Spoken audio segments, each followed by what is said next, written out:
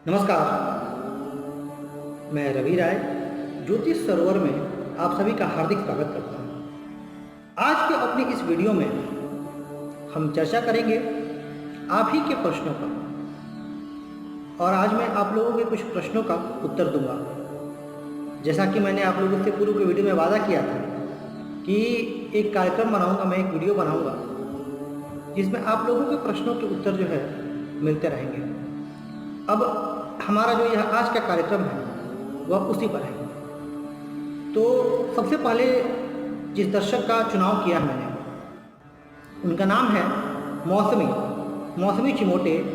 इनका प्रश्न है कि सूर्य बुध तुला लग्न में है और लग्न में ही स्थित है, क्या इनकी कुंडली में सूर्य का नीचभंग हो रहा है क्या? देखिए मौसमी जी, शनि जरूर आपके चतुर्थ स्थान में है, और जो ग्रह जहाँ नीच के होते हैं, यदि उसके वहाँ पर जो ग्रह उच्च के होते हैं, यदि वह लग्न से केंद्र में हो, उस ग्रह का नीचत्व भंग होता है। यह भी एक नियम है। इस नियम से आपका सूर्य का जो नीच भंग है वो हो रहा है, और सूर्य जो है आपके शुभ परिणाम देने में समर्थ होंगे। आपका शुक्र भी धन स्थान में है, ये भी एक अच्छी स्थिति है। आपने यह भी लिखा है कि शुक्र मेरे धन स्थान में है, तो यह भी एक अच्छी स्थिति है। लग्नेश खुद धन में है, लेकिन सूर्य लाभेश है।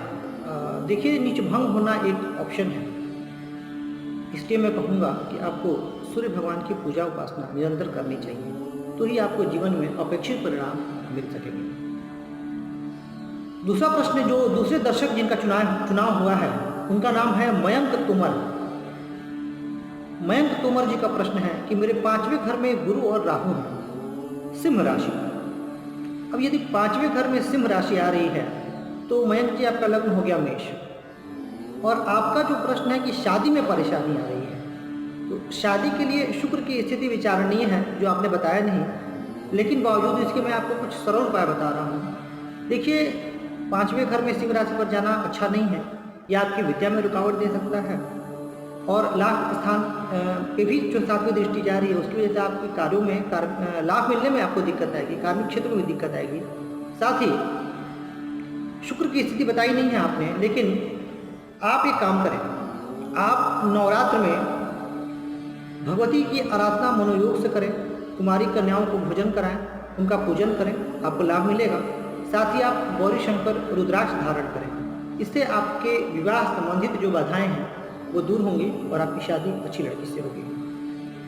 जो तीसरा प्रश्न है वह है राजेंद्र जी का, जो दर्शक हैं जिनका चुनाव हुआ, उनका नाम है राजेंद्र जी। इन्होंने प्रश्न पूछा है कि 6वें स्थान पर मकर राशि पर शनि है, और 8वें स्थान पर मीन राशि पर चंद्रमा है, साथ ही कर्क राशि पर द्वादश स्थान में सूर्य बुध शुक्र है। क्या जो कुंडली इन्होंने भेजी है, क्या इस कुंडली में विपरीत राजयोग बन रहा है कि नहीं, ये इनका प्रश्न है। देखिए राजेंद्र जी, शनि 6वें स्थान के स्वामी होकर के 6th में ही बैठे हैं, आपको लग रहा होगा कि ये विपरीत राजयोग की श्रेणी में आ रहा है। दूसरा, चंद्रमा 12वीं के स्वामी होकर के आकर के 8th में बैठे हुए हैं, ये भी आपने पढ़ा है, आप सभी ने, हम सब जानते हैं इस चीज़ को, कि जब 6ठे 8वें और 12वें के स्वामी 6ठे 8वें 12वें में ही बैठ जाएं या इन्हीं स्थानों पर बैठ जाएं तो विपरीत राजयोग होता है। लेकिन यहाँ ये समझना है कि लग्नेश की स्थिति क्या है। लग्नेश सूर्य द्वादश में है और कर्क राशि पर है, स्वभाव जल तत्व राशि पर बैठे हैं, और सूर्य का जो स्वभाव है उसमें तेज है, तो सूर्य वहाँ बली नहीं है, सूर्य वहाँ निर्बल है, और जब लग्नेश निर्बल होते हैं तो विपरीत राजयोग का फल नहीं मिलता है। देखने में ग्रहों की स्थिति को देख करके लगता तो है कि बन रहा है विपरीत राजयोग, पर वास्तविक जीवन में जो उसके परिणाम हैं वो परिलक्षित नहीं होते हैं। तो विपरीत राजयोग का पूरा लाभ लेने के लिए आपको नित्य भगवान सूर्य की पूजा आराधना करनी होगी, आपको आदित्य हृदय स्तोत्र का पाठ करना होगा, तभी जाकर के जो है आपको इससे संबंधित लाभ मिल पाएगा विपरीत राजयोग का। जो एक और दर्शक जिनका चुनाव हुआ है, उनका नाम है दिलीप कुमावत।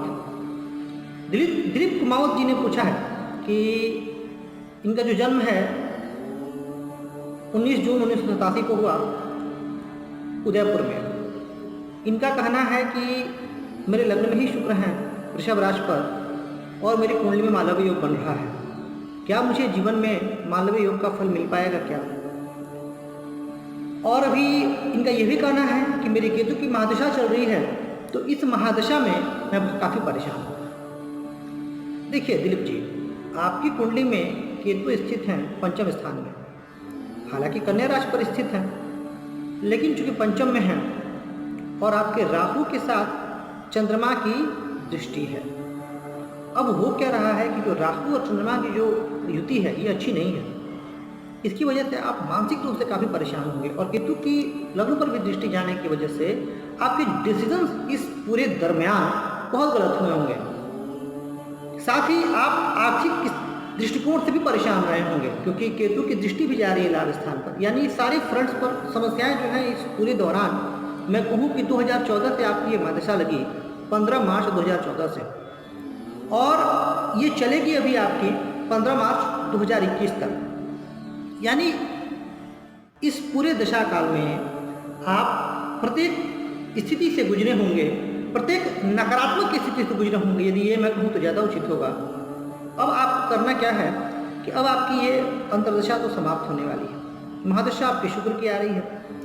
शुक्र स्वराशिस्थ होकर के बैठे हैं लग्न में ही और मालव्य योग का निर्माण कर रहे हैं।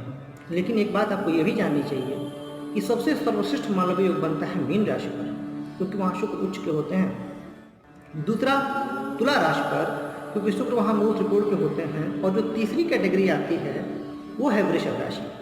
यानी मालव्य योग का संपूर्ण लाभ तो नहीं मिलेगा।